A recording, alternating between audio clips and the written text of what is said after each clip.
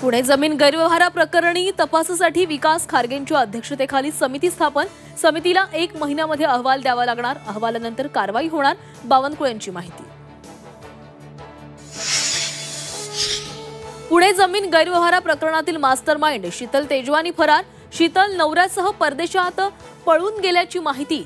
3 दिवसांपासून पोलिसांकडून शीतलचा शोध सुरू। पक्ष चोरला, मत चोरली, आता जमिनी चोरल्या जात आहेत। जमीन गैरव्यवहार प्रकरणावरून उद्धव ठाकरेंचा हल्लाबोल।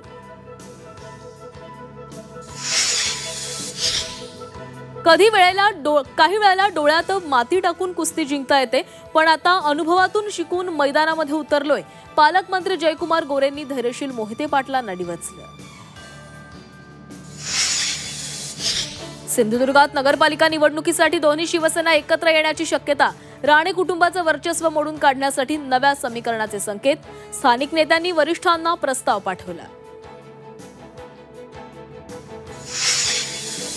बीडमध्ये मंत्री पंकजा मुंडेंना मोठा धक्का। माजी आमदार भीमराव धोंडे हाती घड्याळ बांधणार। 11 नोव्हेंबरला मुंबईमध्ये होणार पक्षप्रवेश। शरद पवारांनी सत्तेचा वापर फक्त स्वार्थासाठी केला। मंत्री राधाकृष्ण विखे पाटलांचा शरद पवारांवर आरोप।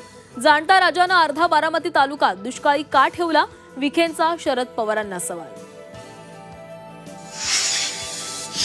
रुपाली ठोंबरे पाटलांना रुपाली चाकणकरांवरील टीका भोवली। ठोंबरेंना पक्षाकडून शिस्तभंगाची नोटीस। 7 दिवसात उत्तर मागवलं।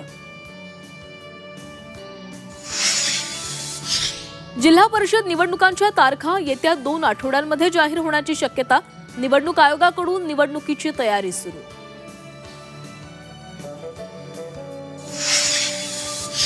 बाबा सिद्दीकी हत्या प्रकरणाच्या तपासासाठी एसआयटी नेमा। बाबा सिद्दीकींच्या पत्नीची मागणी।